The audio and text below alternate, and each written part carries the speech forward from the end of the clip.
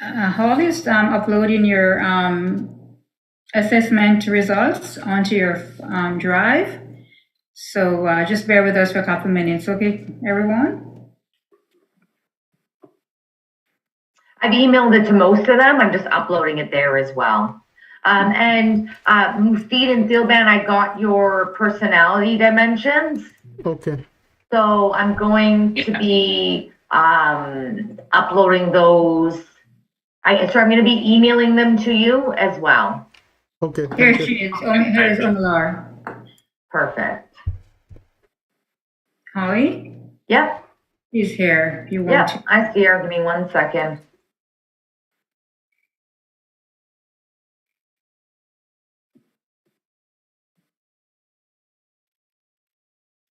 Oh, new picture. Good morning, Omalara.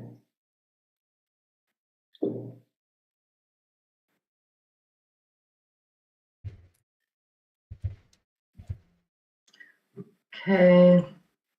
I'm just trying to get the last one uploaded, which is for Alicia, and then I'm finished.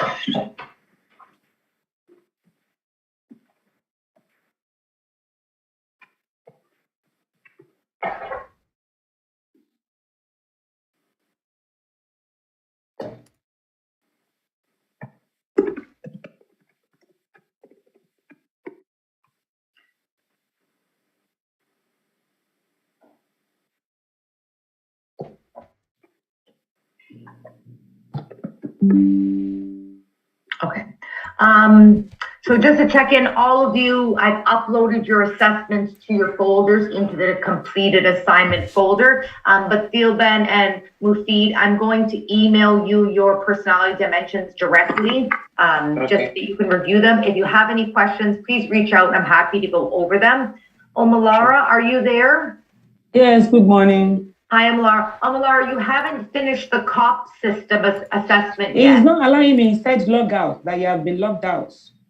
Do I have to start all over again? No, it should save it. So you have to re-log in. So you and I will not be able to meet today. Wow. So can you please send me an email once it's completed, and then we will schedule a time to meet. Okay. Okay? Okay. All right, perfect. So for everyone else, you're all finished. I'm going to get out of here. I just wanted to check in and let you guys know. But again, if you have any questions, feel free to call me, text me, email, and we can schedule a time to meet if needed. Okay. Thank you. Okay. Okay. All right, Lorna, have a great day. Everyone else have a wonderful Monday, and I will talk to you soon. Thanks, All Holly. right. Bye. Bye-bye. Bye. Okay, no one is on camera today. I'm looking at a blank screen. Yeah, my camera sometime works, sometime don't. So I don't know what's happening. Oh, Morning. that's all right. Oh, there you are. Hello. Thanks for the assignment. I got it. Thank you. All right. Thank you. Good morning. Good morning. Alrighty, so I hope you guys had a great weekend. It was beautiful on Saturday. Hope you got out to enjoy some of the sunshine before it disappears. Yeah. Yeah, I know. It's I think the fall is coming in full force right now. Gonna start getting a bit cool. So for those of us, this is our first winter here. Yes. It's gonna start getting cool in September, October. You need a jacket. All right. And definitely in December, you need a really thick coat. Wow. And a hat and boots and scarves and mitts. So make sure you make a list of all the things you need to get. Don't get caught going out and go, oh my gosh, it's really cold. Because it does get cold here, if you haven't been here for winter. Alrighty, so I just want to chat with you. I know you've done your COP system and your PD, personality dimension. How was that, and how did you enjoy it? I changed the perspective. Like it actually opened the eye a little bit. Like which one we had to focus more on. It opens up your eyes to like which path we had to be focused more on. Like which is our strength. Yeah, something like that. Good. That's great. So you know which areas now you can actually spend more time. Yeah. Good. Is also did it touch on your career path? Yeah, Or was like it's really because yeah, now they had listed the careers as well, so I can get an idea. Okay, this is the path is better for me than yeah. based on your personality, right? Nice. I'm so happy. What was your color, Tilban? Orange. I didn't get the result for that one yet. Orange. Orange. Okay.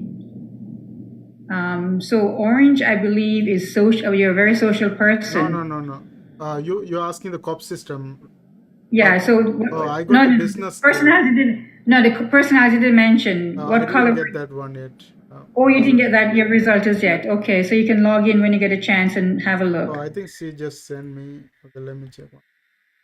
Okay. Your personal profile info.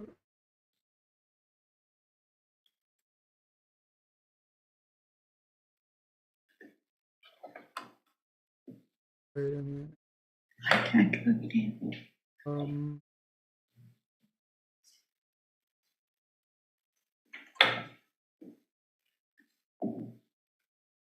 Can everyone check their result on their personality dimension? See what we're just going to chat about the colors in a bit.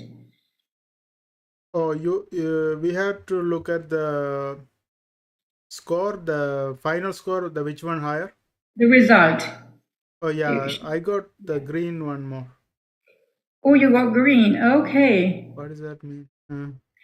Green means that you're a numbers person. You're more into the accounting, like to analyze. Okay. And figure things out on your own. Very into analyzing, doing a lot of figures, kind of a serious guy. Is that who you are? Green? Okay, so that's what I think it is. Okay, did anyone else check? Thanks for sharing, Tilban. Alicia, did you check your result on your personality dimension? Yes, I'm looking for it now. I can't remember which color it was. Oh, okay. Already. Anyone else can tell me their colors? I ended up being mostly blue. Oh, blue. Okay. Did it define what blue is, Ash? Give me a second. I'm just pulling up the results again so I can read what it actually said about it. Okay.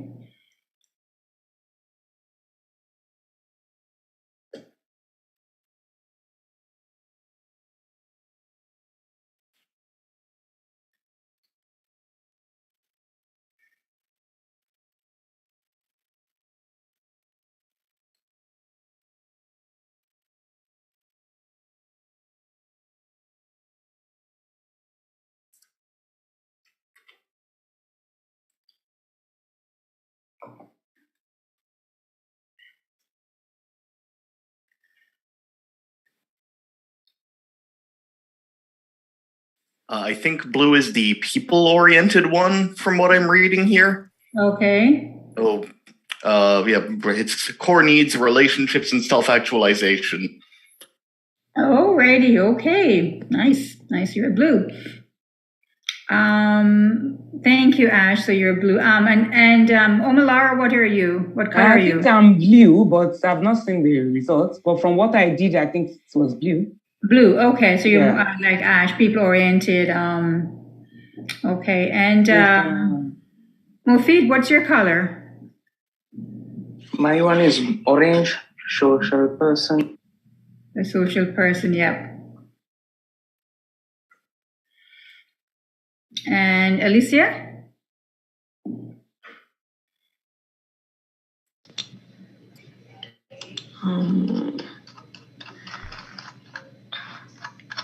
No. No? Are you okay, Alicia? Are you feeling well? Yeah, I think it's blue.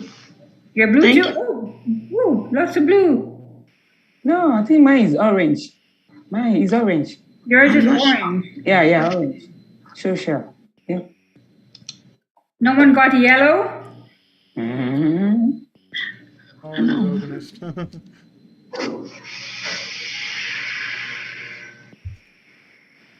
So we got 2 blue, 2 oranges, and 1 green. Okay. Can I ask a question? Yeah. Which document do I look at for it? It says assessment result.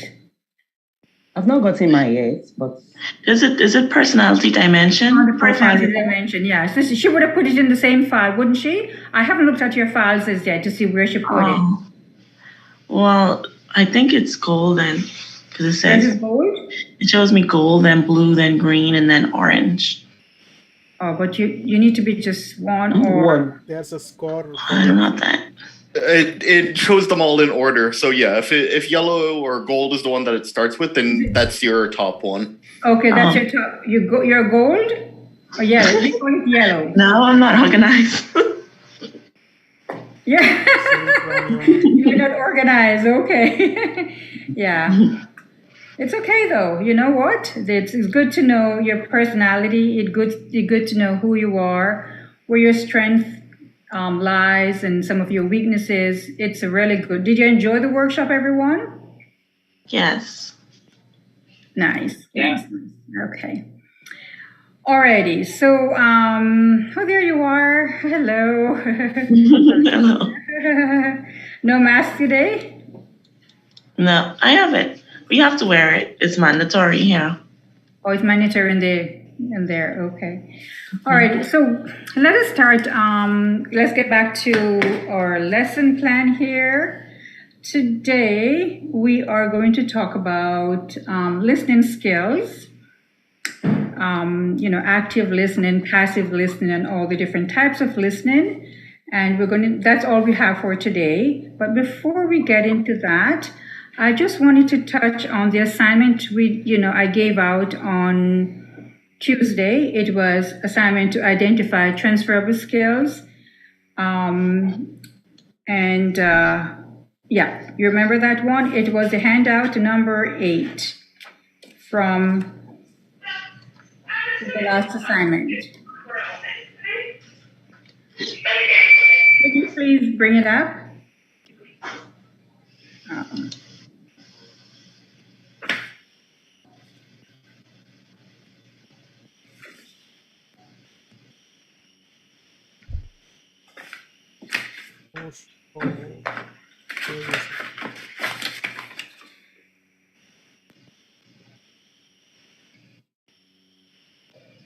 It would have been in your handouts for skills assessments, and it's number 8.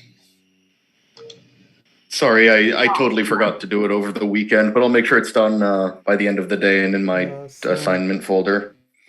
Oh, okay. But I just want to go over with you guys to make sure we understand, have a good grasp of the skill sets of each. How many? Yep. Sorry. How many skills were we supposed to name for each one? Okay, so the paragraph is asking for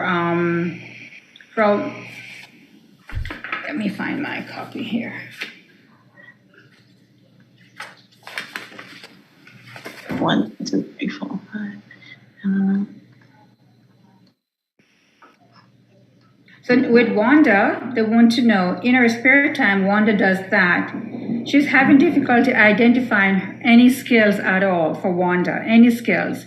Could be soft skills, transferable skills, or hard skills, or if you want to combine the transferable and the soft into interpersonal, that's fine with me. So for her, we want to identify the skills that she can, move on to another position in. So I just want to work one-on-one with, not one-on-one, I want to work with the group. So see what you have come up with for Wanda, the waitress. I only have 5 skills. Is that okay? Yep. Okay. What are her skills? What do you got there, Alicia? I have communication, math, computer literacy, nurturing, and time management.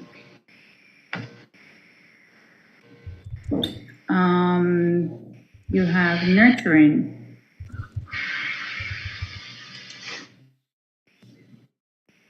Okay, because of the seniors' home. Yeah. Time management because of. The restaurant, working in the restaurant.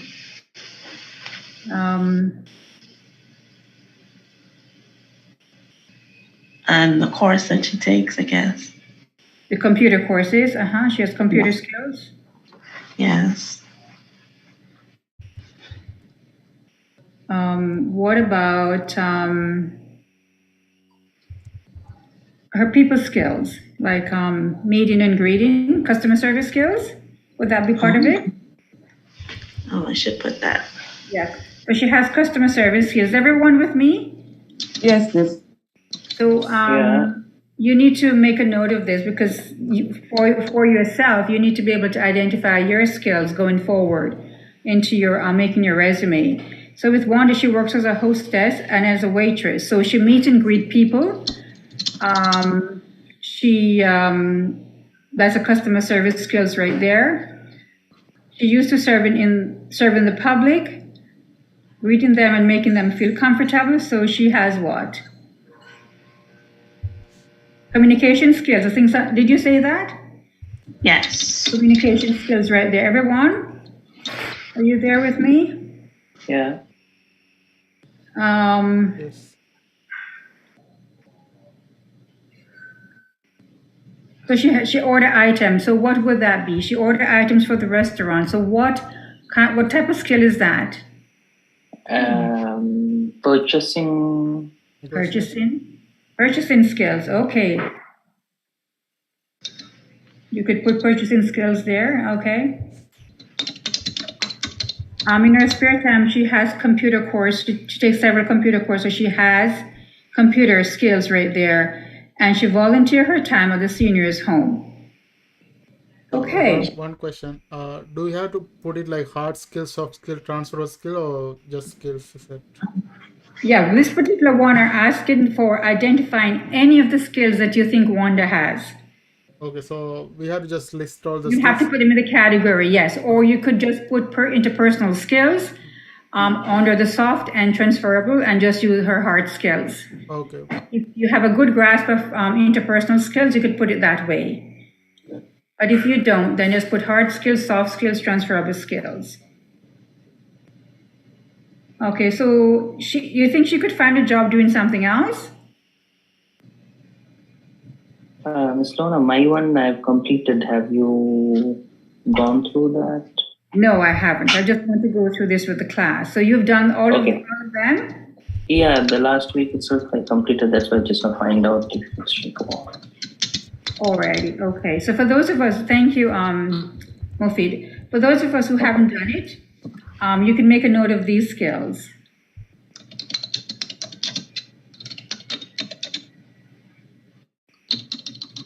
Hello, did you see mine?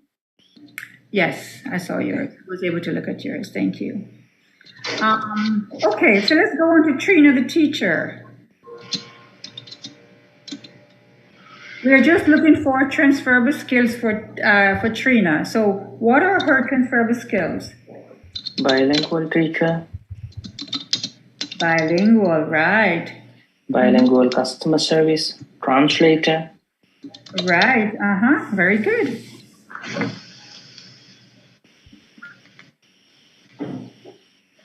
So what kind of job? She has excellent communication skills because she teaches in, right? English, French, German. She's bilingual. She has great communication skills. Does she work with children? Yeah. So she's compassionate, wouldn't you say so?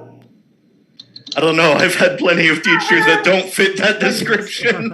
Yeah, but you have to be compassionate and understanding when you work with children 4 to 18. Well, yeah, you would hope at least. Okay, well, we'll say that.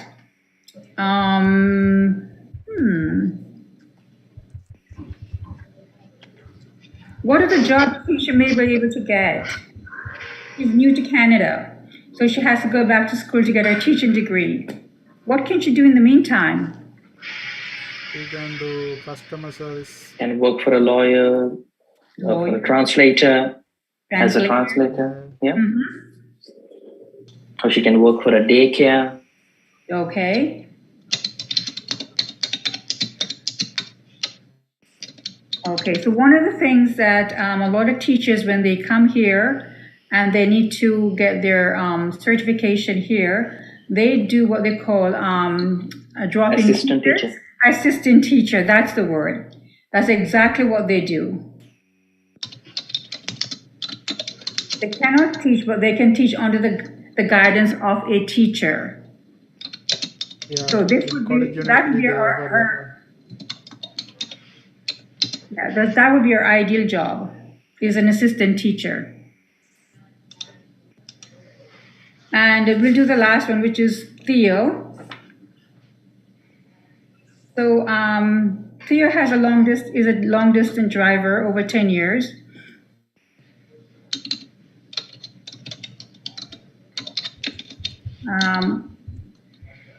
What are his transferable skills, Theo? Driving skills. Okay. Uh-huh. Delivering that a skill. hard skill or transferable because it's a learned skill, right? Transferable. Okay. It's at the bottom. What are the transferable skills? That's a hard skill, but that's okay. Would you say he has customer service skills? Yeah, because Yes, since he's yes. delivering, maybe he has Yeah. to It's a plan. deal with Okay. the customer as well.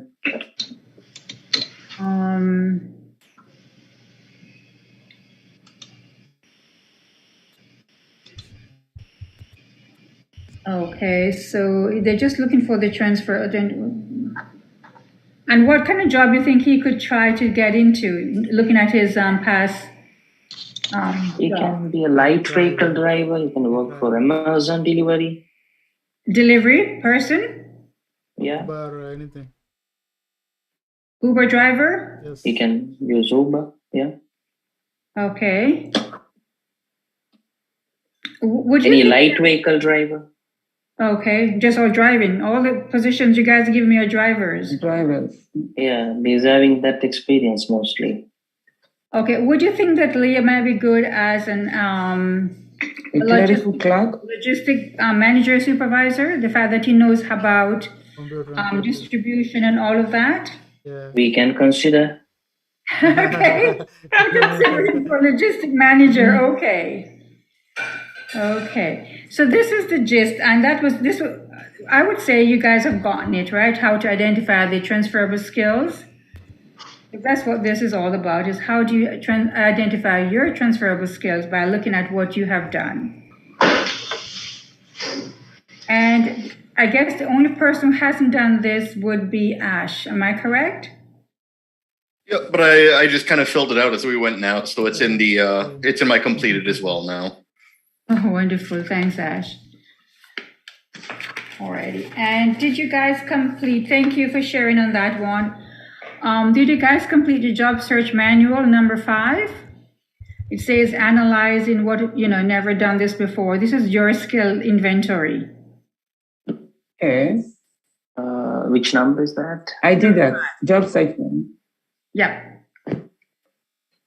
Dream job? No, job search Job manual search manual. number 5. Search manual. All right. Okay, Yeah. okay, I got it. Yeah, this also I completed actually. This one was completed as well. Okay, and you identify the top 10 at the very bottom. We all have to get the top 10, your personal strength. Yeah, completed. Completed. Okay, great. Anyone else didn't do it or haven't done it, really? I started it, but I haven't completed it. Okay, so can you please complete that for me, Alicia? Anyone else didn't do it? Ash, have you done this one as well?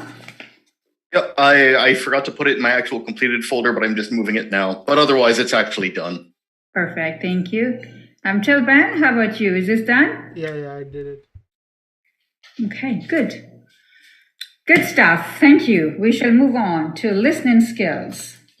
How do you guys feel about listening skills? Do you have open mind? Are you ready to listen? Active listener.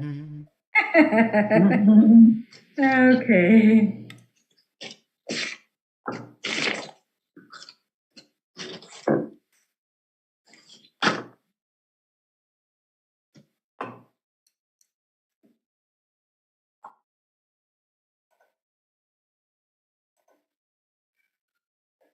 Okay, we want that one.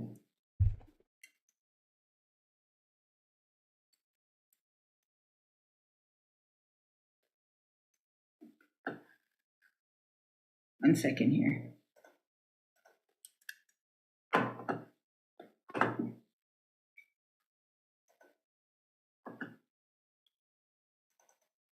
Okay, I'm going to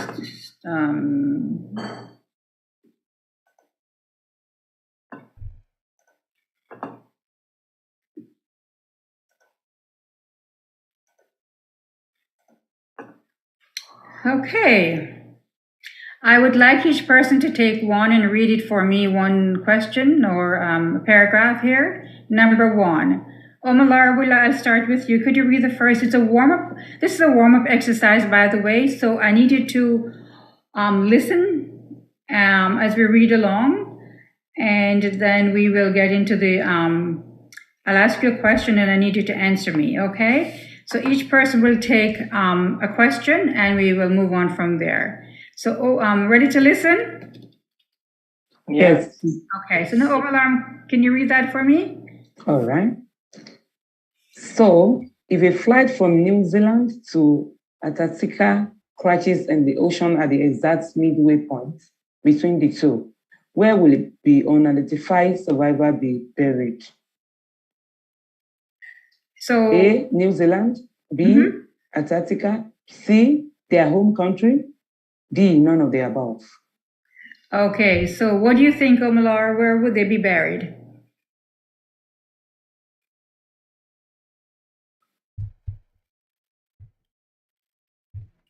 So if a flight from New Zealand to Antarctica crashes in the ocean at the exact midway point between the two, where would the unidentified survivors be buried?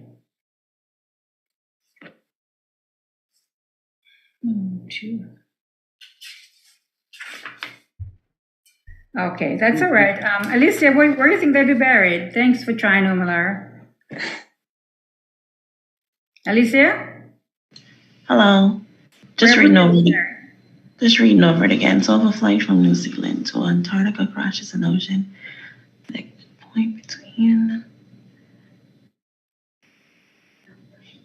New Zealand. New Zealand. Okay. Yeah, already. Thanks. Tilban? I think New Zealand. New Zealand. Okay. Ash? Yeah, I'm also going to say New Zealand. Okay. And Mufid? New Zealand. Okay, we're going to say New Zealand. Who is a survivor? No one survived.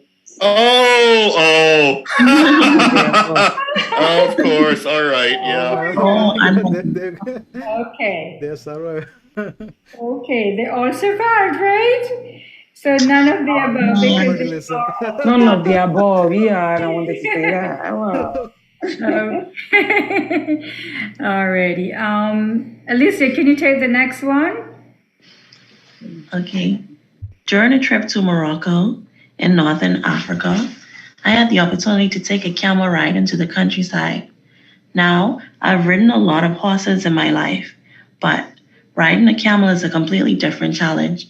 For one thing, those darn saddles are mighty uncomfortable, especially after a few hours of riding. After swaying in that less than soft saddle, my bottom was sore inside. How many S's in that? In what? Okay, I want everyone to read it and think about it.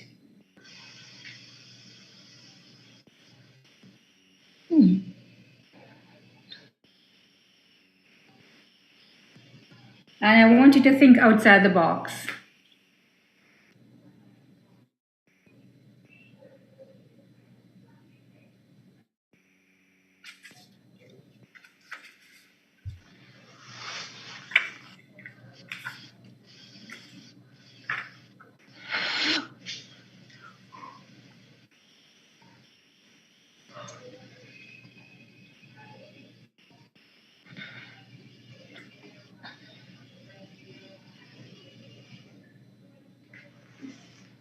Since you're ready, Alicia, what do you think? How many S's are in that? I don't know. I don't know if I should count the S's or if I should think differently. I don't know. That's where the confusion comes. Alrighty, okay. Good try. 3S. Good try. Dilbert? Yes, like I don't quite get it. Like I don't know what does that even mean. I'm trying to figure out a way, but nothing clicking to me. Nothing clicking. Alrighty, good. Mofid? Maybe 3S. 3 S's, okay. Omalara? I'm thinking to count the S's, maybe 3. The Aussies, the 3, okay. Alrighty. And Ash, what do you? Sadus. There are no S's. That's it. There are no S's in the word that. Oh, I get it. Fun, right? Lots of fun. Yeah. Yeah, lots of fun. Now we're getting it, right? So actually, I should be reading this to you, and you should be, but it's hard for me to just listen and get the answer, so I put it on the screen. Alrighty, so let's do the last one, which is Tilban. Okay, you are driving a bus. You go east 12 miles and turn south and go 2 miles and take on 9 passengers. Then you turn west and go 3 miles and left of 4 passengers. How old is the bus driver? Oh. How old is the bus driver, guys? Wow. Yeah, no. Oh. I guess my age. My age. Very good answer. You are driving the bus. So whatever your age is, Oh, your wow. age.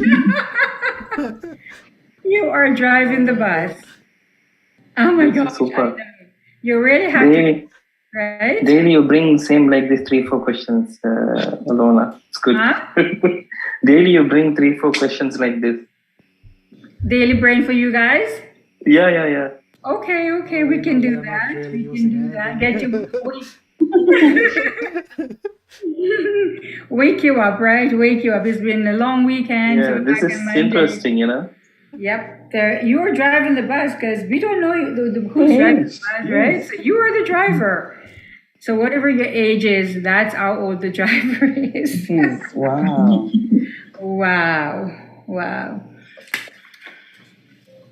Okay, so I'm going to say I'm having a little bit of issue with my throat. So you're going to see me sipping some tea, okay? All right. Okay. No problem. Please excuse it because I just have to keep it hydrated. I thought I was going to be able to make the class this morning. I'm going, oh no. It's not COVID. Thank goodness. Thank goodness. Alrighty, so we are going, that was fun, and I'll try to do each one every morning to do something like this. I'll just have to do a little bit of research. So let us go into our PowerPoint presentation now, and I'm going to take you through that.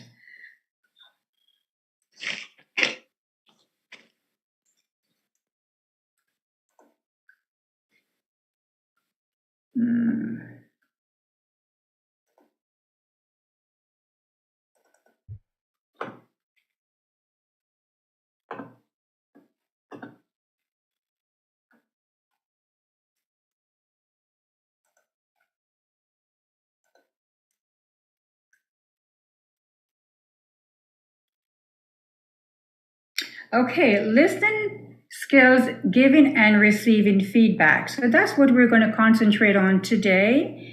And following the presentation, I'll go through a couple of the handouts I gave you, and we do have a couple of exercises to do afterwards. I know each one has a quiz, and you just have to try to stay on top of the handouts and finish your assignments on time, because you will become inundated with all these assignments closer to the end of the workshop. Is that good advice? Yeah. Can you see my screen? Yes. Not yet. Yeah. Not yet. Not yet. Not yet? Oh, Oh, okay. How about now? Loading. Yes. Oh, it's slow today. Yep, now I can see it. Okay. Yeah, you know what? I had to move where I used to, work and go. Yeah, I'm in my living room, by the way, my dining room. So I had to move location. That maybe the internet is a little bit slower up here. Okay, this person say, every person in this life has something to teach me. And as soon as I accept that, I open myself to truly listening. Would you say you guys listen when someone is speaking or just getting information, or do you just, you're not listening, you just hear them and you don't listen to them? Would you say that you're a good listener? No. Yeah, I'd say I'm a decent listener. You're a decent listener. Okay. And someone said no. That's Alicia. No is right? Sometimes no. I'm like Okay. selective listener. You like to listen. So this workshop is going to give you some tools as how you can pay attention to what the speaker is saying, or if you're receiving information from, say, your coworker or your supervisor. It says here that all communication is received, but 70 to 90% of the data is screened out or altered by the receiver. So what you say is not necessarily what the listener gets. Alicia, is that you? Most of us are like that. We have a strong cultural tendency to tune out. On certain guys, I do that sometimes. Our minds go forward. What do I say next? We're thinking ahead of what are we going to say. And we think, how do I defend myself? What shall I have for lunch? The food comes up, right? So today you're with me. I'm sure you're not going to be listening to everything I say. You're probably thinking about other things. And that's okay, as long as you get the main message. What did I turn off the car lights? What did I get an email back from who knows who, right? So we're always thinking of other things other than listen to what the person has to say. It says here that, I guess a survey was taken. Rates of speaking, listening. We listen to 1,000 to 12,000 words a minute. We speak 300 words a minute. So our mind wanders. You agree? Do you guys, your mind wanders? You're in this class. Are you thinking about something else? Oh, sure, yeah. Of course. It's natural. We're human. And so you don't get everything. But as long as you get the main point, that's all matters. Okay? That's all that matters. Okay, so let's go on to the next slide. So good listening is very crucial to an effective communication and career success. Studies have shown, however, that only 10% of us listen properly. Most of us don't know how to listen intelligently, systematically, or purposely. So I'm going to give you some tools that you can use in your everyday life for your personal and your professional lives as we go through this workshop. Okay. So they say, again, a survey was taken. The time we spend in each aspect of communication process. Listening, we listen 40% of the time. We talk 35% of the time. We read 16% of the time, and we write 9% of the time. You agree? Yes. Yes. Yeah. So if you listen 40% of the time, would you say you're a good listener, Ash? I mean, depends on how focused you actually are. Just because you spend a lot of time doing something doesn't necessarily mean you're good at it. Good answer, yeah. But if you do listen 40% of the time, I would say that you're a good listener. because most of us only spend 10% of our time listening. So 40% is pretty good.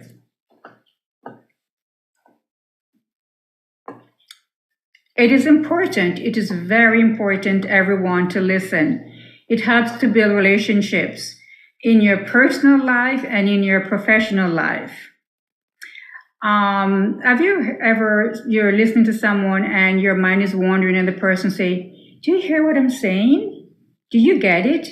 And you go, oh, what was that again? Has it ever happened to you? Yes. Yes, a lot. Your mind is far away. Yeah, you weren't paying attention.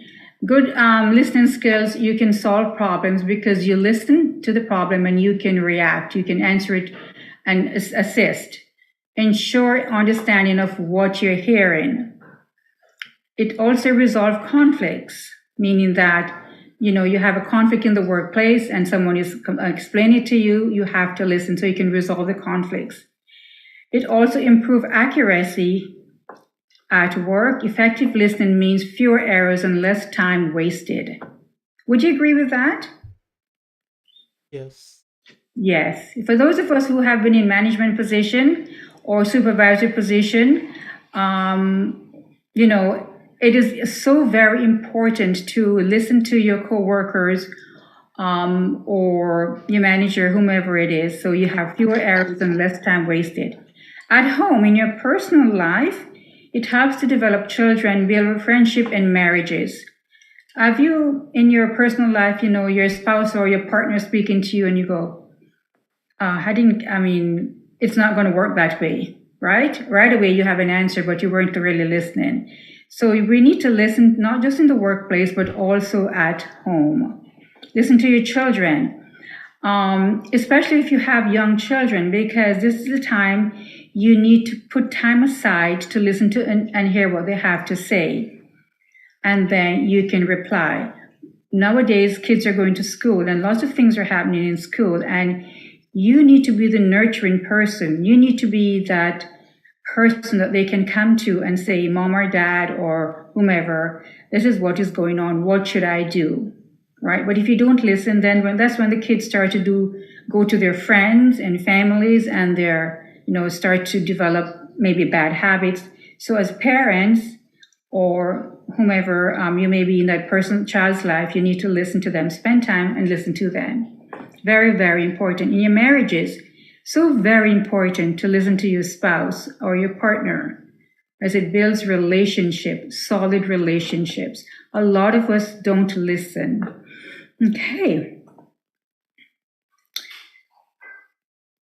Barriers to listening. Tell me if any of this jumps out at you. It takes time. I don't have the time to spend to listen to you. Other things are on my mind. I, can't go there right now. You worry, you have fear, you grief, anger, and depression. Barriers to listening. I can't do this. Individual biases and prejudice. What you're saying doesn't make sense because I am more educated than you. I am, I'm in a higher position than you. That is what that is saying. Language. You need to slow down and speak English. I am not going to ask you any questions because you need to learn English. That is a problem we have sometimes in the workplace where English is a second language. And so, the person who's speaking has to slow down, and the person who is listening has to ask clarifying questions so they fully understand. Noise and verbal clutter. We always have external noise. So you're speaking to someone and someone else has a microwave going. That's external noise. Preoccupation, boredom, and short attention span. All of those are barriers to effective listening. So are we all guilty of all of these, you think? Sure, yeah. So, sometimes you're more focused than other times. Mm-hmm. And it can be easy to be distracted. Yep. Yes, easily distracted. But if you tune in to what the person is saying and the person, what they're speaking of, is interest to you, would you say that you will be focused there, Ash? As long as you're trying to pay attention, yeah, I'd say so. Trying to pay attention. Okay. Alrighty. Okay. I guess I'm going to ask more questions of you, Ash. now that you've told me that. Okay. Okay. So let's go on to the next slide because we have a lot to cover today. So levels of listening. There are 3 types. There is the active listening, passive listening, and not listening. So let us explore the 3, all 3 of them. Are we ready? Yeah. Yes. Example of passive listening. They might be thinking about work, the grocery store, or something else. For example, if you're in a meeting at work and someone is talking, but you are not really paying attention because you're thinking about the list of things you need to get done, you are practicing passive listening. You're physically there, okay? You're looking at the person. You're probably taking notes, but your mind is not there.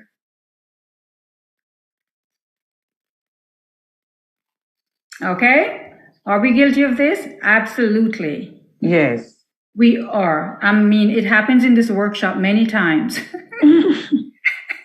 I'll ask you a question and go, oh, what were you saying? What is it? Okay, so try to minimize this, passive listening. We're all guilty of this one.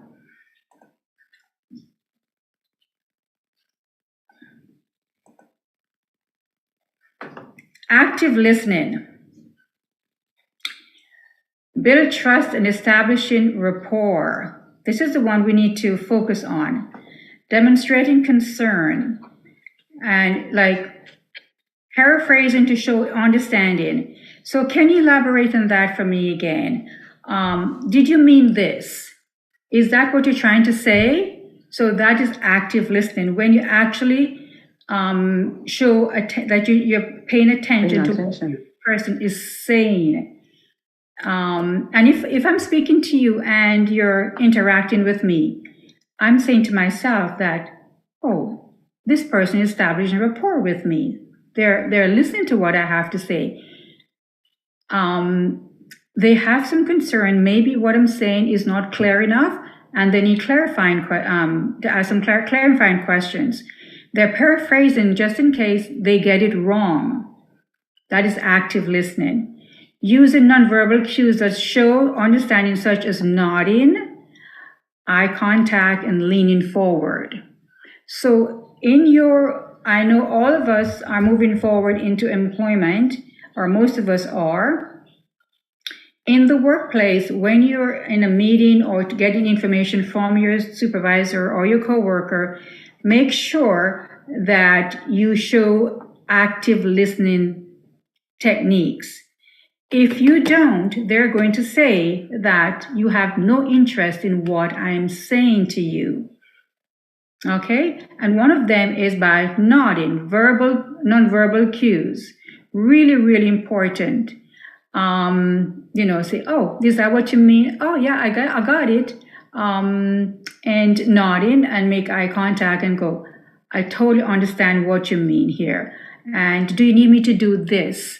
Or would you prefer that I do it at this time? Paraphrasing, okay? Brief verbal affirmation, say, I see, oh, here it is. I see, I know, sure, thank you, or I understand.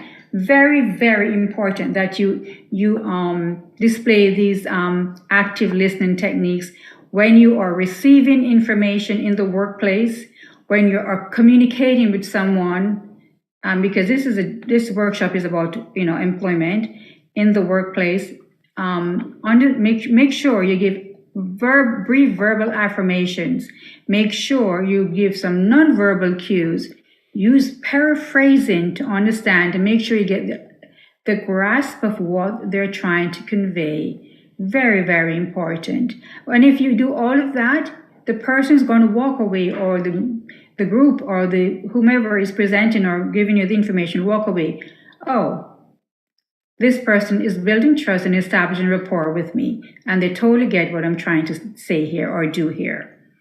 Do we understand this? Yep. Yeah. Yes. Okay. So from continuing on in this workshop, I'd like you to show me or interact with some active listening techniques. Can we do that? Yeah, sure.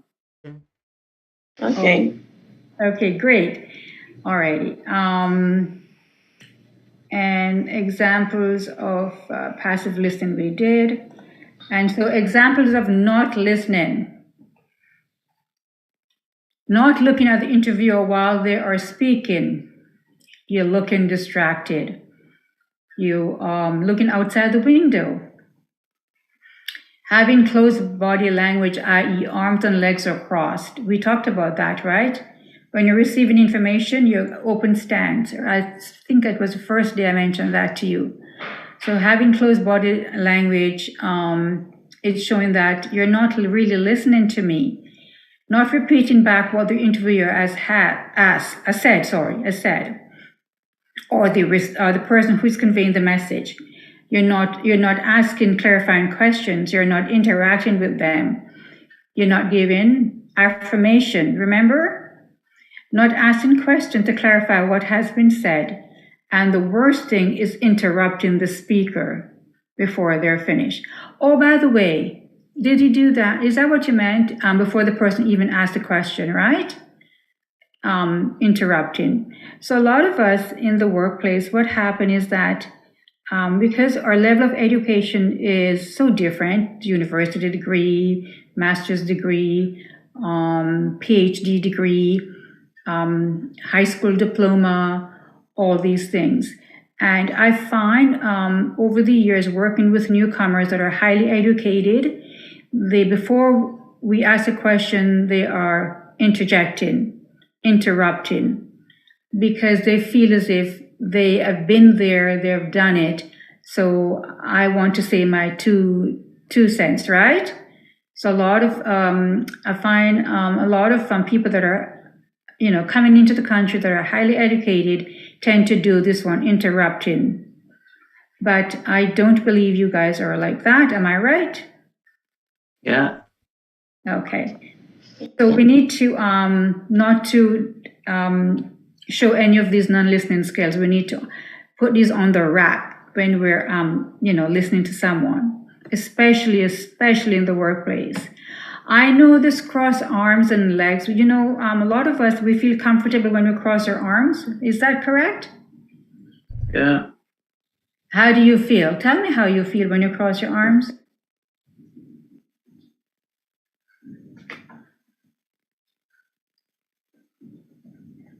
It's like relaxed. It makes you relaxed? Okay. Chilban, how do you feel when you cross your arms? Secure. Secured? Okay. Alicia, how do you feel across your arms? Like I don't want to be bothered. Yep. Omalara? I'm relaxed. Relaxed. Okay. And Ash? Yeah, relaxed too. It just feels kind of weird having a conversation with somebody with my arms flopping off at my sides. Like, I'm listening. Okay. Go ahead. Alicia said it right. What did you say again, Alicia? Just see if you remember. Makes me feel like I don't want to be bothered. Yep. I don't want to communicate or anything. Yes, that is the message. That's the nonverbal message you're sending when you cross your arms, when you're receiving information in the workplace. I know more feet probably going, yes, I should not do that. I know. So never cross your arms. You'd give an open stance, which is your arms at your side, or, you can put your fingers together like so and have them hanging down. If you don't want to have your arms at your side, Ash. You put your fingers together and you can listen, make eye contact, but never ever cross your arms. When we go in an interview and the interviewer is speaking to us. Do you cross your legs? No. Okay. Ash, do you cross your legs? You've No. been in interviews, right? What? Sorry, you cut out there. You've been in interviews here, right? I have. Yeah, I have. I don't tend to know. No. Although usually it's sitting at a table, so if the interviewer is taking the time to stare down at my legs, I mean, it's a bit of an odd situation in and of itself. Okay, so you brought up a really good point, Ash. We can cross our ankles, and that's fine. But if your guy's crossing his legs, would his legs be on top of his knee? Oh, I see. You mean that kind of crossing? Yeah, absolutely. Don't do that in an interview. Okay. And ladies, we don't do that, right? No. You can cross your ankles. That's perfectly fine. But in an interview, I noticed when I used to interview candidates, they would come in and the guys would, just sit. They wouldn't cross anything. The ladies always cross their ankles. Because as in HR, you are in tune with the nonverbal messages that the person is giving off. Okay, I just want to let you know that I'm from an HR background. I don't know if you guys know that. And I've done hundreds of interviews in my lifetime. So just to let you know, that's a little bit about me. Okay. So cross arms, no. Cross legs, no.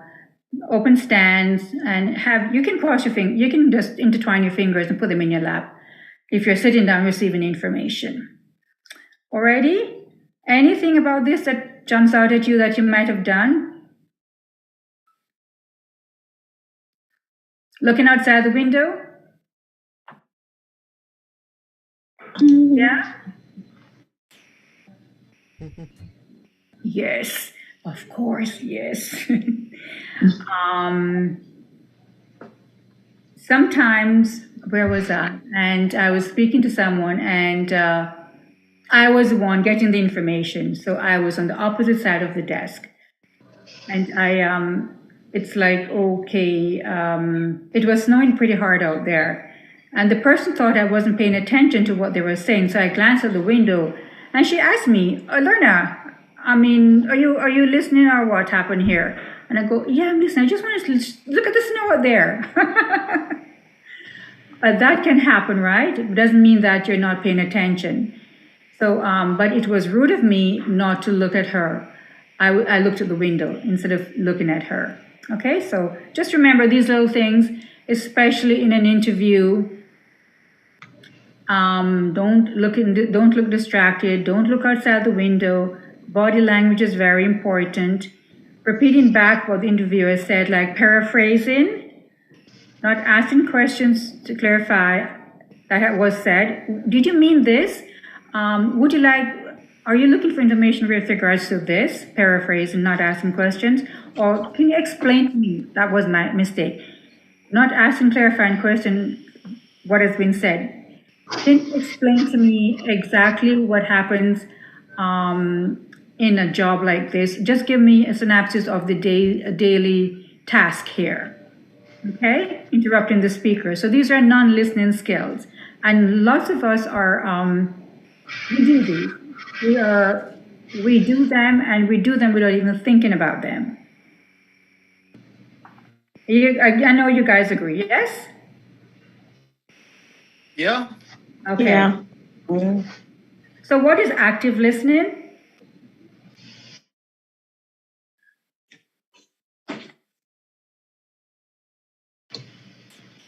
Actually paying attention and Physically and emotionally listening to the speaker. Yes. Yeah. And what is passive listening? getting distracted. Getting distracted. Physically we are listening, but emotionally we are thinking of something else. Yes, we're not paying attention because we're Yeah. thinking about something else. We need to get done, right?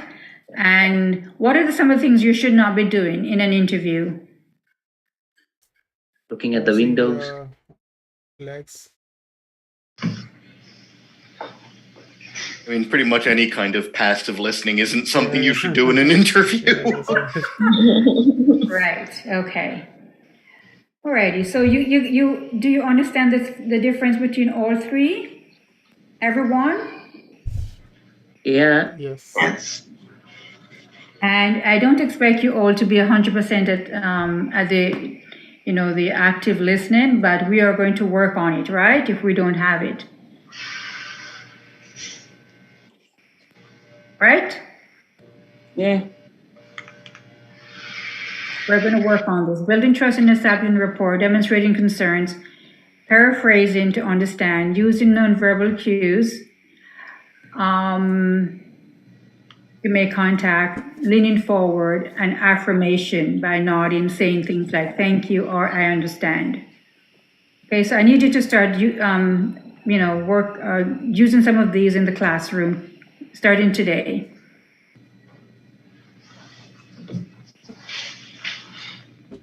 Here are some more listening tips. Mentally screen out distractions like background activity and noise. I know we're all working from home and we have people around us, maybe a pet, and there is that background noise. Am I correct? Yes. So you have to learn to screen them out, mentally screen them out. Really, really important in the workplace. Because you could be working in a cubicle. Remember the lateral move I talked about earlier on? Lateral move in the workplace? Yes. Mofid, you remember that? That was in the second class. Yeah, we talked about lateral move. I was just talking to you guys. So most people in the workplace may not have a private office. Right? You'll be in a cubicle where there's other people working side by side with you. Sharing this kind of. Yeah, the supervisor comes in and they are giving you instructions. So you have to learn to screen out those, okay? Background noises. Person may be typing or speaking loud on their phone or having a meeting next door to you. You have to learn in the workplace to screen those out. Very, very important. If you're one of those nosy people who likes to know everything, your managers in front of you, but you want to know what the other person next door is doing. Are we guilty of this? Anyone? Sometimes. Yeah. You want to know what they're doing. You have to learn to don't do that. Screen it out so you can get the person can get your full attention and you can get the main idea what the person is looking for who's sitting in front of you. Try not to focus on the speaker's accent or speech mannerism to the point where they become distracted. So a person, English is your second language, they may have what? An accent, right? And they could be your supervisor or coworker or your manager. So don't focus on their accent. That's not very important. In Canada, there are tons and tons of people from different parts of the world, and they all have an accent. Unless you're English, and they have a very deep accent, by the way. Sometimes I'm speaking to somebody who's from England, and I get caught up in, what was that again? And they're from England, because they have a very deep accent. Doesn't mean that what they're saying doesn't make sense. So don't focus on the person's accent. You're going to come across this in the workplace. Finally, don't be distracted by your own thoughts, feelings, or biases. Remember the biases part? I know more than you, so don't tell me what to do. Don't focus on that. When listening for long stretches, focus on, remember, the keywords and issues. So the main idea, I would say here, the main idea. Focus on the main idea. So Lorna came to me and she wants me to complete a spreadsheet by Wednesday. She wants it this way and, I've got to get it done by Wednesday. and she needs it on her desk. Okay? And you may ask clarifying questions. So do I need to, if I came to you and said, I need a spreadsheet done by Wednesday, Mofid, and you're in the middle of other things, this is just something out of context I'm taking it. What kind of questions would you ask me? Can you repeat again, please? Say that again? Can you repeat the question again? I came to you, you have 101 things on your desk, Okay. or assignments that you need to get Okay, done. completed. I'm your supervisor, and I came to you and we're having a conversation, and I say, Mufid, I need to have this spreadsheet done by Wednesday. What are some of the questions you would ask me? If my assignment is important, then I can ask whether I can buy some time, Good. or I have to, if not, I have to, if this is important, then I have to give priority to this particular work and complete it. Correct. You said it right. Okay. So perfectly right. You're going to ask, with regards to the other assignments that I have to do, should I leave them or put them aside for now and concentrate on this? Or do I need to finish up anything that you need ahead of time? So you're going to ask, so I have all these other assignments. Do you need me to put them aside and concentrate on this? Right? Correct? Hello? Yeah. Yes. Yes. Okay. Remember, this is a little bit out of what I'm saying here, but when listening for long stretches, focus on the main idea, the keywords and issues. That was just to let you think outside the box what I just said. It's nothing to do with the listening. It's just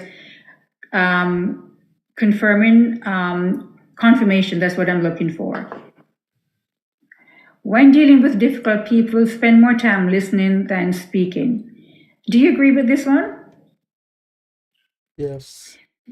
Yeah. Yes. You're dealing with difficult. If we focus on their speech, then we can understand easily. Yes. Because if you speak while they are speaking, first of all, they're difficult in the first place, right? So would they get upset? That's right. Yeah. They'll get upset. They will get upset, yeah. You spend more time, let them say what they have to say, finish what they have to say, and then you can ask your question. When in doubt about whether to listen or speak, keep listening. I've done this many times, this one here. In the workplace, sometimes a person is speaking to me and I'm in doubt if I should say anything or just keep listening. So I just keep listening. When they finish, then I can ask my question. Okay, just keep listening if you're ever in that situation. Are you guys enjoying this information, or are you getting anything out of it? Yes, ma'am. Yes. Alrighty, what is this?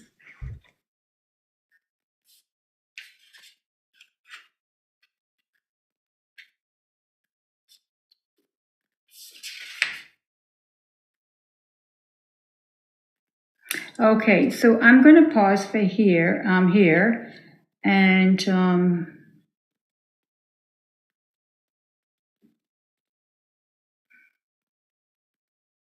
just bear with me and see if I should continue.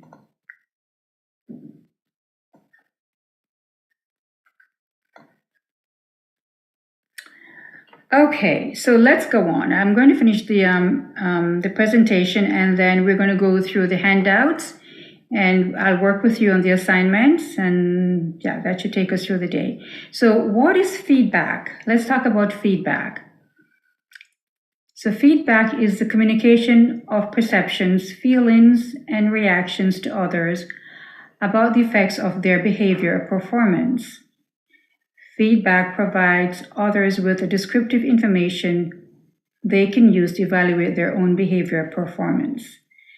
So in the workplace, would you give feedback to your manager, coworker, supervisor? Yeah. Absolutely. Absolutely. Appreciation. Appreciation? Yes. Any such thing. Different types of feedback, which is very, very important in the workplace. Oops, sorry. Oh, here we go. Different types of feedback. Reinforcing positive feedback is communication which helps to strengthen, enhance, and reinforce the behavior performance of others. That's a positive feedback. Constructive adjusting feedback. So there are three types, right? And that is, so when we say, let me elaborate a little bit about communication which helps to strengthen, enhance, and reinforce the behavior of others. What would you like? Communication which helps to strengthen. How would you strengthen information that you have received? You're given feedback.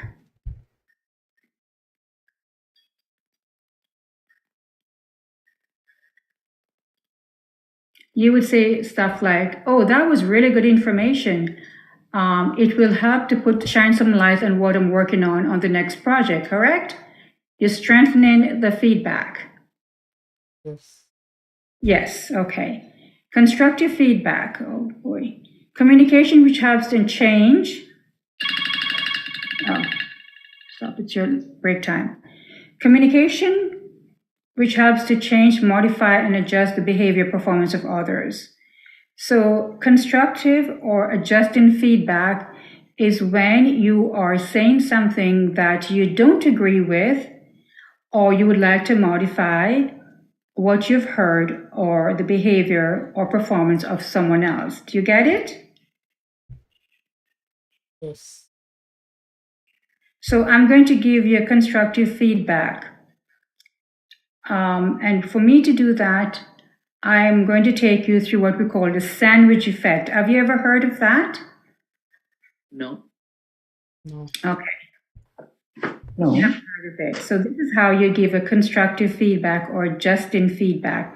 When something needs to be said which is not nice, and maybe the speaker does not want to hear it, and you want to make sure that it is received in a way that the person does not feel bad, and they totally understand what you're trying to say. So on that note, we are going to take our coffee break. It is your coffee break now. Okay.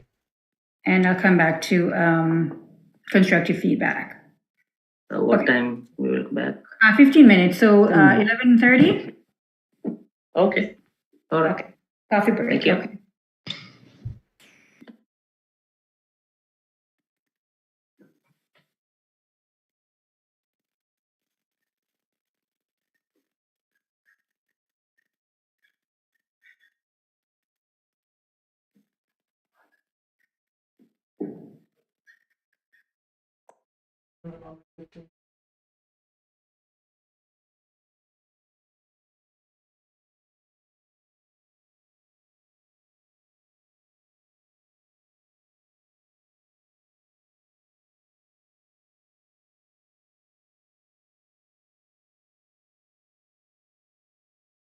Hey Siri.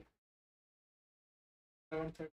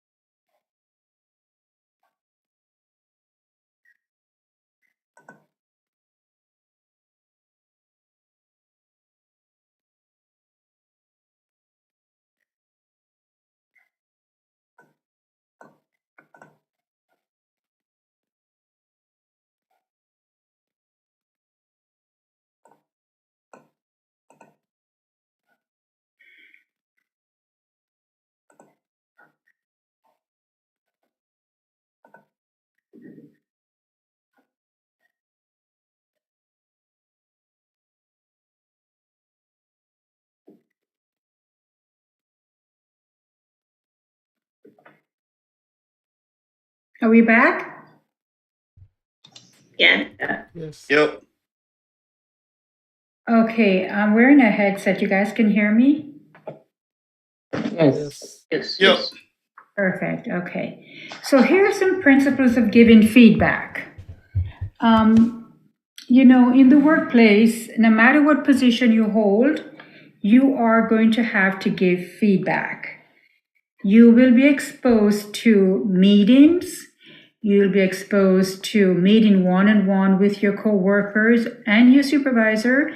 So you need to understand that it is expected of every worker to give feedback in the workplace. Don't just not say anything. And if the person did a great job and you totally understood them, you can say stuff like, I understand fully. Thank you for sharing the information. Okay? So we all have to give feedback. So here are some tips for you. Be sensitive to the needs and feelings of the receiver. Okay? Be sensitive. So, okay, is she or he is going to be upset if I say this. Share your feedback in a spirit of mutual respect and cooperation. There is no bias here. I am not your superior. I totally respect you and I want to cooperate with what is set out for the team. Give feedback when you are calm. If somebody said something in a meeting or meeting you one-on-one and you're upset because maybe they attack your personality, maybe they attack your work, and they don't know how to communicate and say these things. So not everybody you work with are going to have the skills that we're talking about here. Please, this is a takeaway for you. Not everyone would have gone through a workshop on listening skills and giving feedback. They could have been promoted through the ranks, right?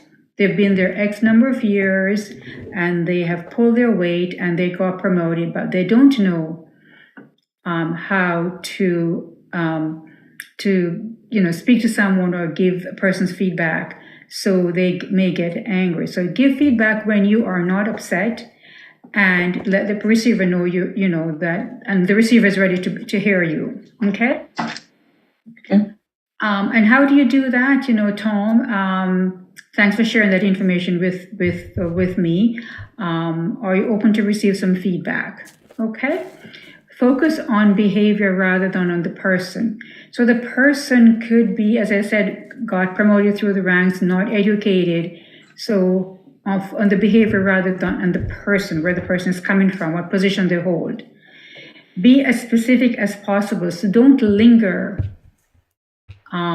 Just be, oh, it was a great job, or I need to give you some constructive feedback. Be specific as possible. Phrase your observation about what is said or done, and not on your assumption about why things are said or done that way. Do you get that part? Yes. What actually was said or done, but not what you're perceiving. It may have been. Give feedback in doses that the receiver can understand and use, so don't overload the person. Have you ever been in a situation where, even in school or in university or in college, and you're receiving information is overload? You're getting feedback from your professor and it's overload? Have you ever been in a situation? Yes. Okay, so in the workplace, feedback, give it in small doses, okay? Because the person could think that you really don't like me, you're attacking me, and don't overload the person. Check to make sure your feedback was heard and understood. And how do we do that, Alicia? By asking questions. Yeah. And what kind of questions would you ask?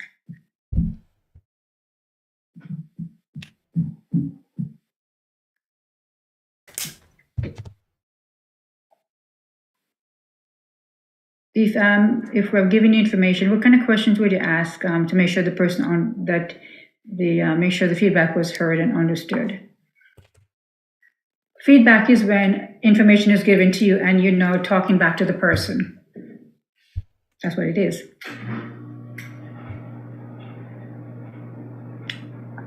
Hi there. You're there with me, Alicia? Yeah, I don't have an answer. Okay. Anyone has an answer?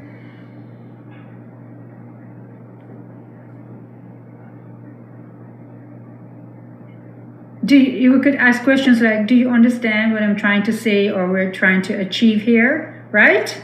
Okay. Okay, there we go. Okay. Okay. Remember, I'm thinking in the workplace now, so you have to, know that we're talking about in the workplace. So, how to give a positive reinforcing feedback. You need to get the person's full attention.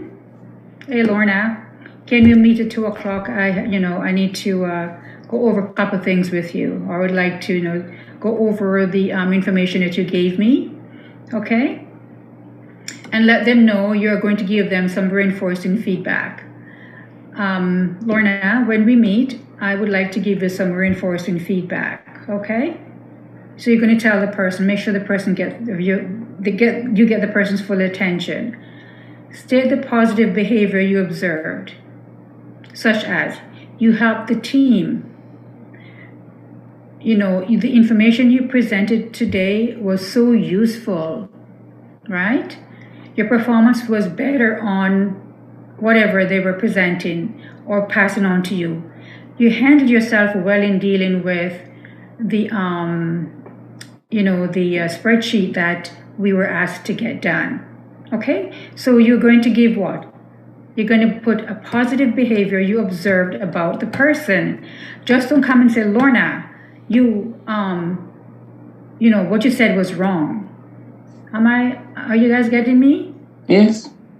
Or Yep. what you did was totally incorrect, which you shouldn't have done it that way.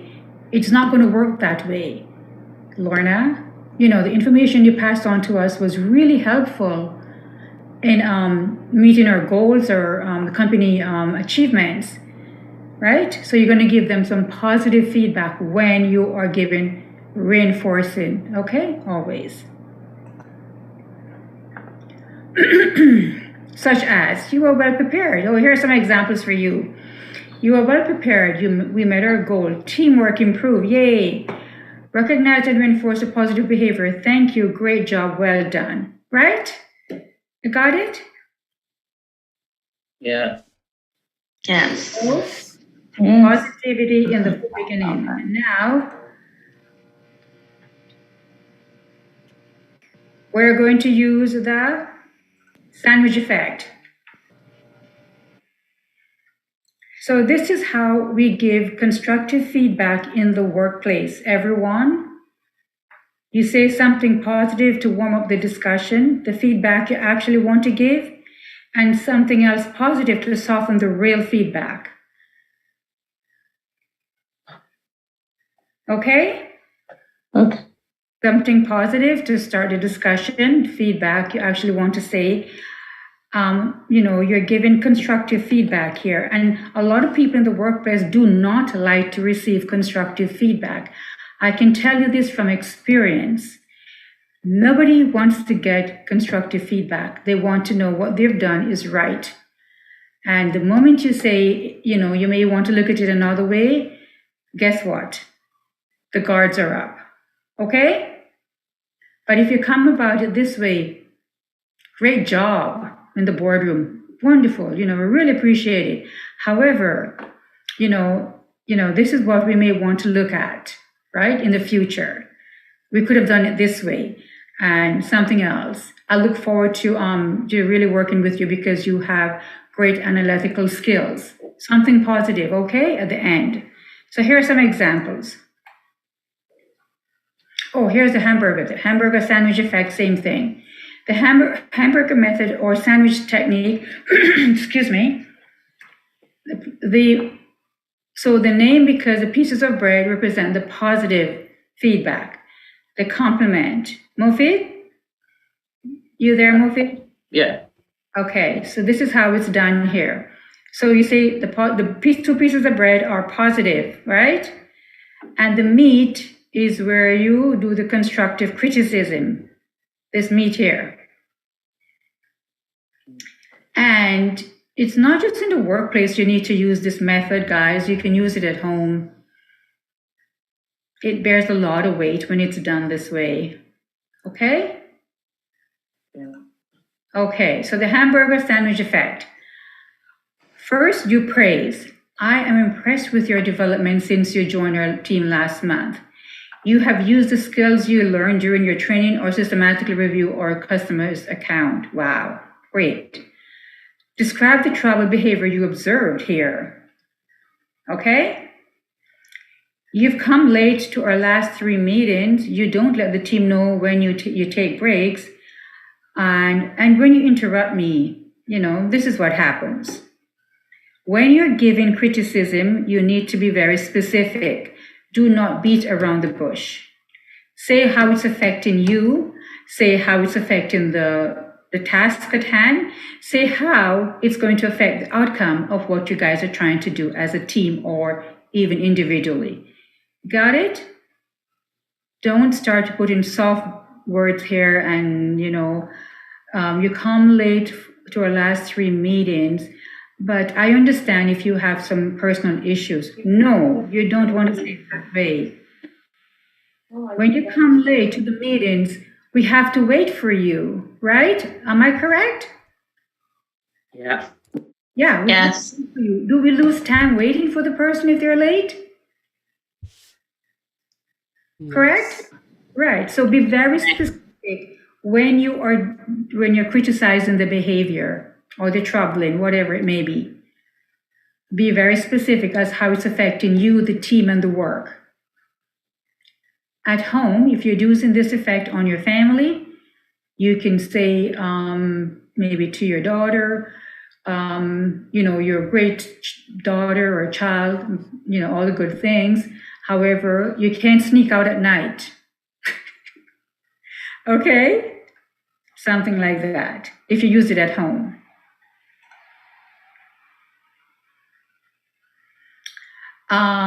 Okay, so this is exactly how the person is saying. State how you feel honestly and directly for the meat. I get upset, I feel anxious and frustrated, I get angry. Okay? When you are late for the meeting or you take breaks without us knowing, it upsets me, right? Right, Tilvan? Yeah. Yes. I get anxious and I'm frustrated. Okay? Explain the effects of behavior as cause. When we started late and we waste time. I have to cover for you because it's hard for me to make my point. These are just examples. They're not relating to, anything. But be very direct when you are doing the meat. Okay? Criticizing the behavior. And at the end, after you've told the person exactly how you feel and how it's affecting the team or whatever it may be, you're going to praise the person again. Remember the sandwich effect, the bread represents the what? Cover the bottom. The bread represents the praise, remember? Yes, yes. Yeah. And the meat represents the criticism. Yes. Okay. So praise. I'm glad you were able to use the skills you've learned and appreciate your hard work and persistence with our customer. Keep up the great work. Okay?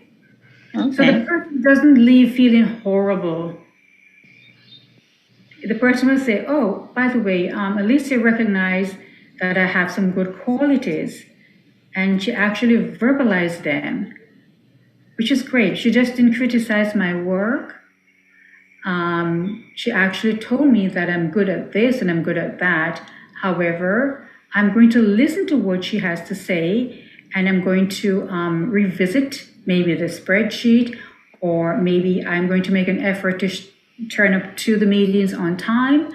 I will not take breaks and just walk out. It's obstructing the team. I have to do better. Do you get it? Yes. So when you have to criticize someone's behavior, don't just do it up front, loud, no matter who they may be. just try to use the sandwich effect. It works best, especially in the workplace, Any questions about that? No. I do have one question.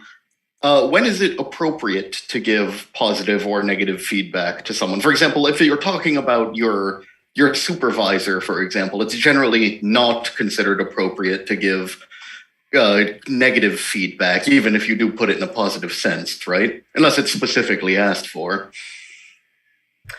Depending on the nature of the meeting, Ash, if your supervisor is giving you a task and you believe that it can be done easier another way, you can give a feedback like that.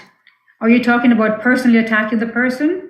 No. I mean, well, generally, personally attacking the person is never a good idea, period, full stop. Exactly. It doesn't matter who you're talking to at that point. So give me an example of what you're, so we can understand. All right, well, let's say you're at a meeting. Your supervisor says, I need this done this way by now. And you chime in and say something along the lines of, okay, I think it would be better to do it this way instead.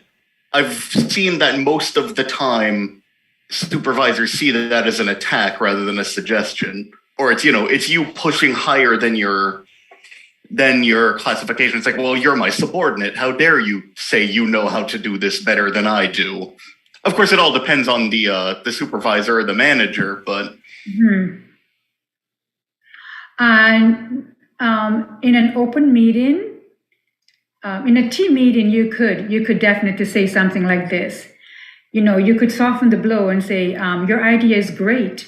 We can try this. However, I've done this kind of work before, and I believe if we did it this way, it would save us time and money. It depends on your words that you choose. If you were to tell me that as a supervisor, I would say, oh, I should look into that. Ash knows a way that we can do this faster, and it will save us money. Let us explore that. Yeah, you can try that, and it's up to the supervisor to decide to approve or not. Say that again? Anyone can try that, but it's up to the supervisor to decide whether to do or not. Exactly, but at least you're giving feedback because it's important, because Ash knows a way that is better. But he's not going to say that, my knowledge is more advanced than yours, or I know a better way. You can say that, I've done this before, and it worked best if we did, if we tried going this way. It will save us some time. It's just how you approach the feedback, the words you use to convey your message, really and truly, and the tone of voice that you use. Your tone is so very important in communication. Ash, are you there with me? Did you get it? Yep, I'm still here and listening. Do you agree with me or no? No, I do. I think once again it kind of boils down to the supervisors, since I've known supervisors who completely dismiss advice regardless. But yeah, as long as you have a good supervisor who actually listens, then yeah, I agree. Okay, so you've been in this situation where the supervisor is just a rotten person. Is that what it is? Not necessarily rotten, since, but definitely kind of my way or the highway, or stuck in their ways. Wow. Okay. I would still give my feedback, Ash. I would still give my feedback because if you don't, then you're just there to just follow, right? And sometimes some supervisor may like it that way, but if you voice your opinion, also communication is the #1 key to promotion. Did you guys know that? Yes. Hello? Yes. Communication is the #1 key to get promoted. So staying quiet and not saying what you're thinking, and you've done this before and it worked for you, I would encourage you, just choose your words wisely and give feedback. Okay? You have to get highlighted. yes, you can write it down if you don't feel comfortable and say, you know what, Lorna, can we meet after the team meeting? You could do that if you don't feel to openly voice your opinion in front of everybody else. Can we meet after the team meeting? And I do have, some good ideas I want to share with you. You could say that. And then you give your feedback one-on-one. Because I tell you why. If you don't voice your opinion when you have something to say, you're not going to be happy working at that place. You're not going to be like, my supervisor is the God and I have to listen and I have to follow through, even though I have other ideas. Hello, everyone. Yeah, we're in. Yes. Yeah, we're still here. Okay, so I would definitely voice my opinion. I choose my words wisely. I would get a time when I can get his or her attention, or if I feel that, it would benefit the team, I would voice my opinion, but I would be very careful as not to get the person angry. So I would use the sandwich effect on my supervisor. Right? I would definitely use it. Okay. Let us look at the next one.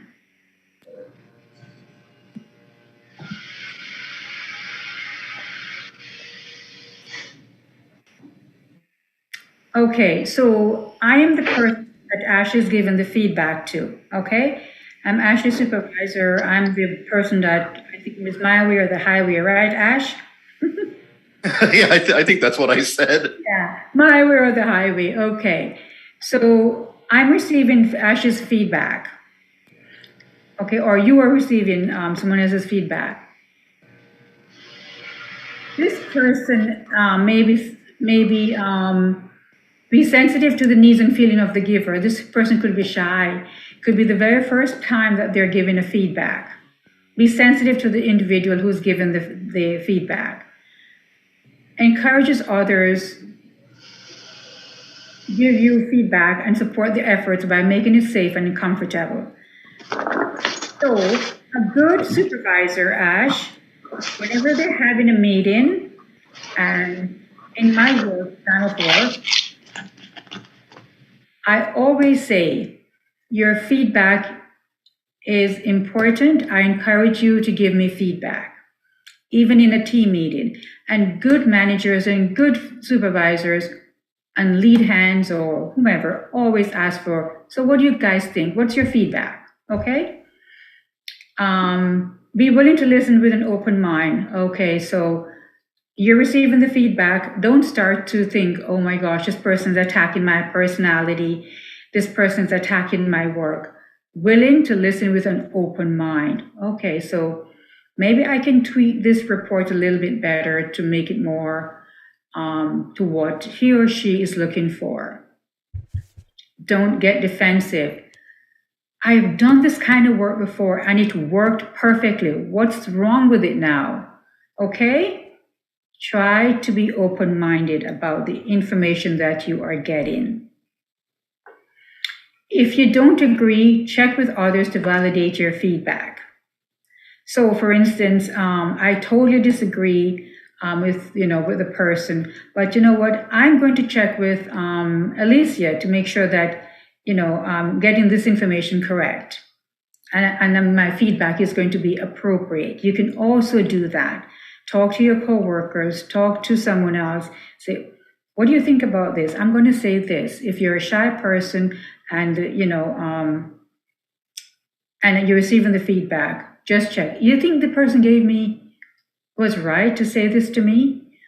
You can always check with someone else. I'm not so sure about checking, but you could, if you're the kind of person receiving the feedback and you're unsure, you could always check with other coworkers.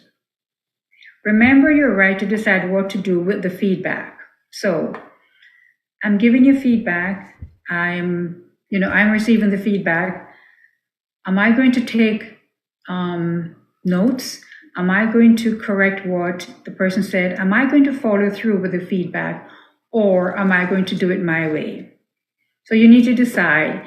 And if you or if you receive feedback from someone else and they criticize your work and you totally did not agree with it, what would you do?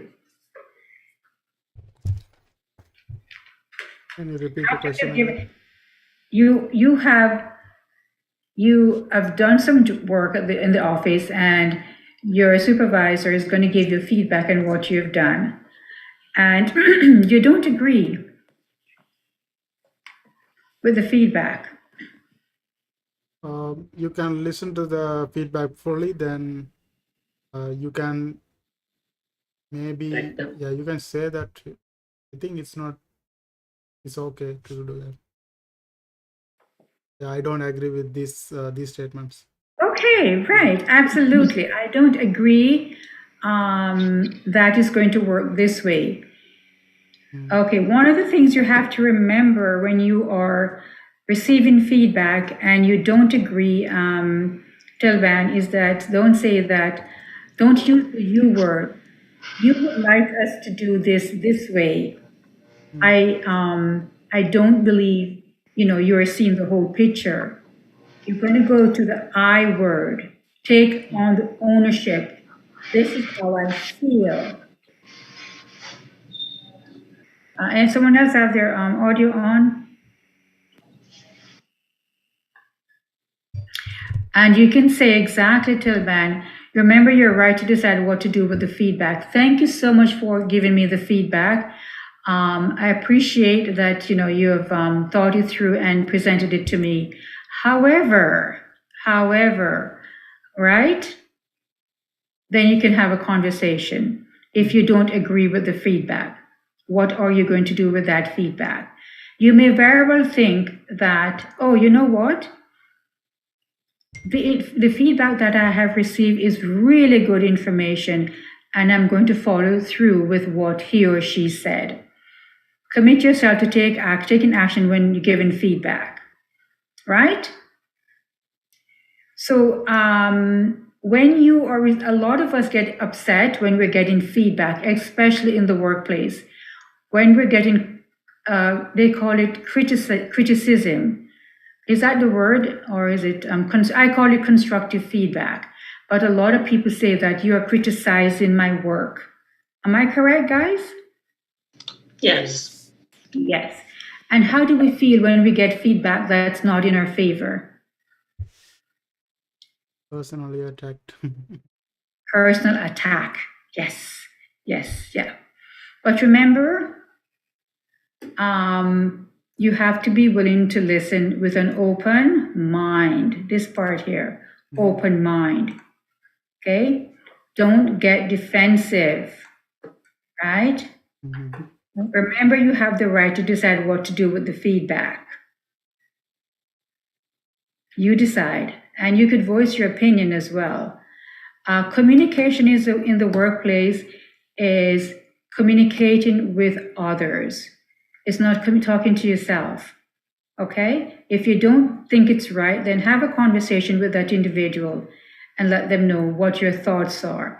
I believe, not you think, I believe if we, thank you for giving me the feedback, but I believe if we were to do it this way, it may work out, okay? Commit yourself. If the person gave you the feedback and it's really going to help you, commit yourself to taking action with the feedback that you have gotten, okay? Feedback is a hell of a thing in the workplace. Nobody wants to get that. For some reason, it seemed to be the, the sore eye. But if we don't give feedback, how do we move forward? And how do we know that the information is received?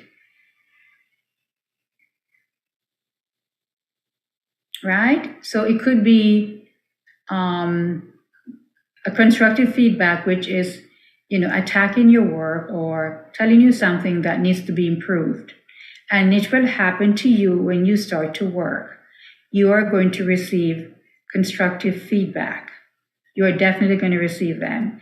So just go about it in this manner, right? Any questions? It's clear. It's all clear. All clear, clear as crystal.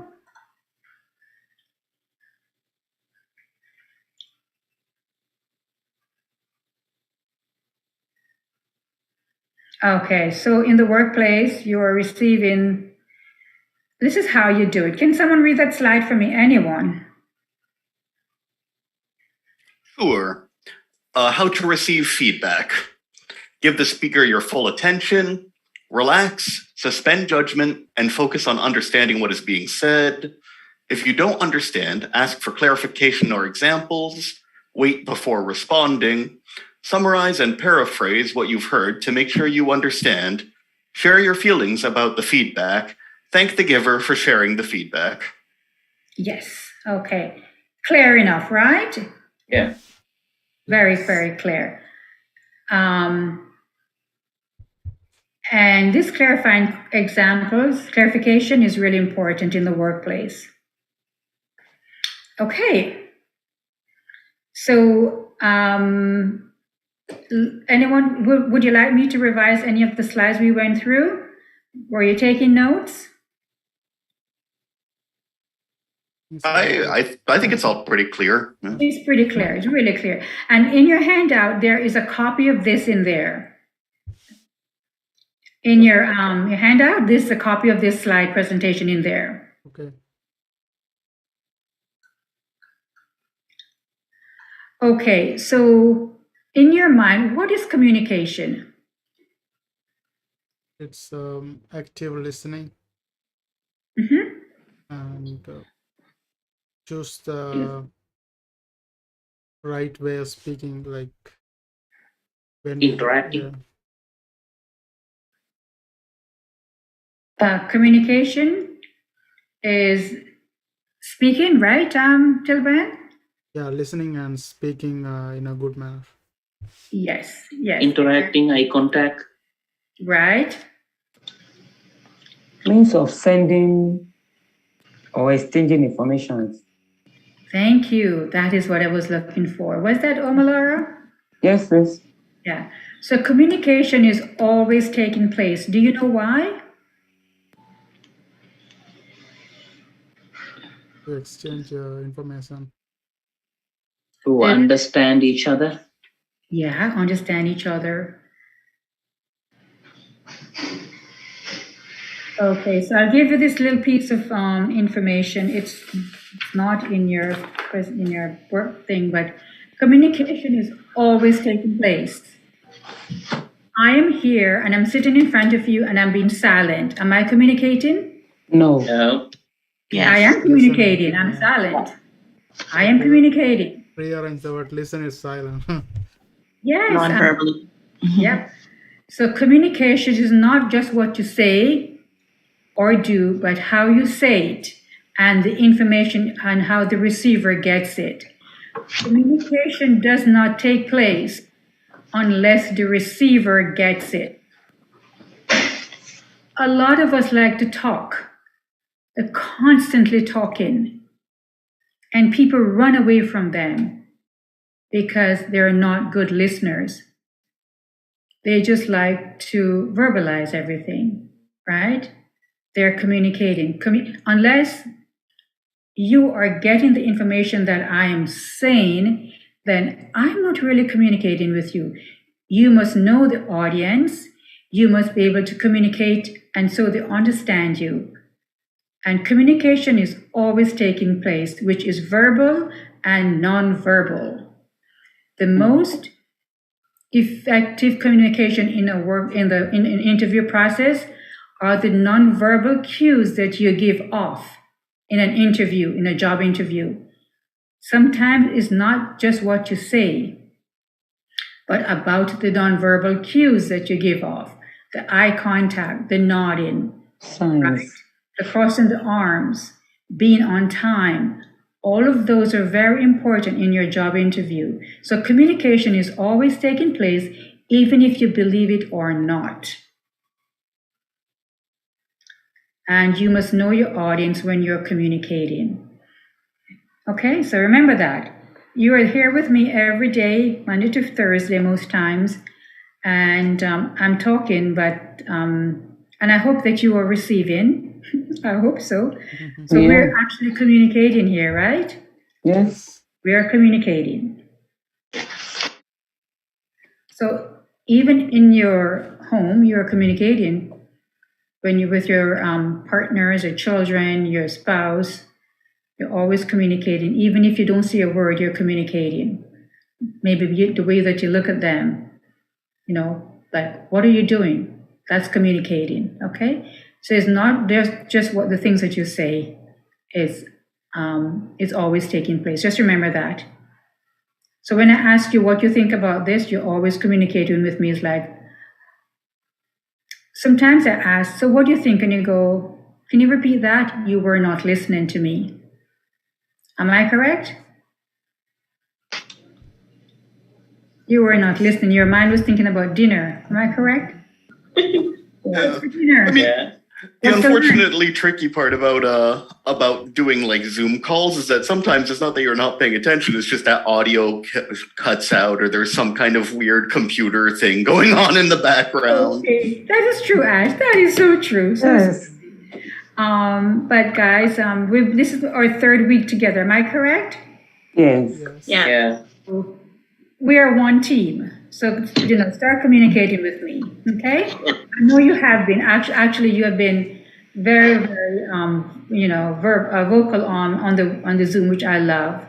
I love. You guys talk to me, and I really like that. I appreciate it. I've had classes where, I have to say, can you say something? Active listeners. Active listening. Yes, All yes. right, you're listening. You got it. Active listening. Yes, absolutely. Alrighty. So, 12:08. I am going to ask you guys until 12:15 to go into your handouts. And we're going to look at handouts number 3. Before I leave the slide, just a second before you go that, is there any questions about the listening and receiving information, giving feedback? No. Did you learn anything from this presentation? Yes. A lot. Yes, yes. Yes, awesome, good. So let us now go through your handouts and look at number 3. We'll do it together. Is it in the drive as well? In the handouts I sent you on Friday? Or the Do you mean the listening and learn reading to without actively the listen eyes? handout? Yeah, learn to sorry. actively listen. Yeah, let us see. Let me just look at that one. Number 3. Yeah. Thank you. Yeah.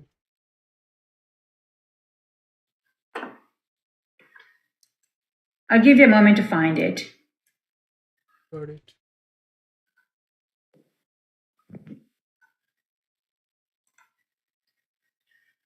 And so I'm going to ask Tilban to just read for me Okay. some of it, and then I'll ask Mofi to pick up where he left off. Okay. Employers say recent grads lack communication skills. Learn to actively listen. Communication skills tops the list of what employers look for the most in employees and job candidates, according to the National Association of Colleges and Employers in the United States. Ironically, communication skills also top the list of skills most lacking in new college graduates. It's no wonder that employers value good communication as much as they do. It's a skill that prevents accidents and mistakes, saves time and money, and resolves problems among coworkers, bosses, or customers. According to Marsha J. Ludden, Okay. MA, author of the new workbook Effective Workplace Communication, 3rd edition. Despite its impact on workplace efficiency, communication is still a skill everyone from new graduates to seasoned professionals struggle to perfect. Often, this is because people forget about the most important component of the communication, active listening. Ludden believes listening is not essential in the workplace, but a key to an individual's career success as well. According to business experts, the higher one's position in company, the more time that individual spends listening, says Masa J. Ludden, MA. Learning to listen has rewards. Good listening skills will reflect positively on your work record. An employee who has shown the ability to listen and follow the directions will earn the respect of his or her supervisor. If you want to advance on the job, learn to listen. Remember, good leaders are good listeners, Ludden says. Fortunately, learning how to be a good listener can be easily done in 7 steps. In effective workplace communication, Ludden offers the following advice on how to actively listen to instruction given in the workplace. Okay. Number 1, look at the person as he or she speaks. Number 2, notice words that he or she stresses. Third, watch for anything he or she writes down. Fourth, listen to each step in the instructions. Fifth, take notes to help remember each step. Yeah, okay, I think that's it. Okay, there we go. Two more. Sixth, do not interrupt. Wait until the person has finished speaking. 7, ask questions to clarify the instructions. Listening is not a natural talent for most people. You must practice good listening skills, Ludden says, stressing the importance of communication in the workplace. Consider this: how many people do you know who lost a job because they listened? On the other hand, how many people do you know who lost a job because they didn't? Yeah. Mm-hmm. That's it, right? That's it, right? So here are some of the steps. Look at the person. Notice the words here. So when they say listen, notice the words. They're looking, what is the main idea? What are they trying to convey here? A good way, and I personally have done this, in a meeting, I always take notes. You can take your laptop in there, a notebook, whatever. Sometimes things are said fast. You may want to write it down. Take notes to help you to remember each step. And also listen for each step. Listen to each step in the instructions. Do not interrupt. Wait until the person has finished speaking. So if you interrupt the individual, what happened to that person who's speaking? He may forget what he tried to say. Thank you very much. They forget, they lose their train of thought. They lose their train of thought and oh my gosh, where was I again? What was I saying? Because you interrupted the person. So good listeners in the workplace, it is a tool for promotion. Communication and listening skills is all into one ballpark. So you need to have good communication skills, and that involves good active listening skills. Okay, you need to have that to be recognized in the workplace, to get promoted, to become a team player. You need to show that you masters these skills, which is the active listening skills. Don't interrupt and all the good stuff. Okay, so this really speaks for itself, right? There is no clarification needed here. Anyone? No. It's really clear. It's self-explanatory. Don't need for me to explain any of this. Is right? Oh, okay, Omalara? I think she's going to break. No, I'm here. Okay, is there anything you'd like me to go over from the... I don't have this. You didn't say, Okay. I don't have this. You say you sent the email on Friday? No, it's not in your email. It's in your, the Google Drive. Okay. I know you got your computer now, right? Yes, please. So go in your Google Drive, it's there. All right. Okay, but it's all there for you to read and go over if you ever need a refresher's course on active listening. So on that note, we'll break for lunch, and when we'll come back, we'll continue with listening skills. Okay. Okay, enjoy lunch, guys. I'll see you at what time is it again, Ash? We're to come back. Let's see. It's 12:17 now. So is it 1:02? Wow, Right down to right down. Okay, 1:02 then, guys. See you at 1:02. okay. Alrighty, enjoy lunch. Okay. Bye.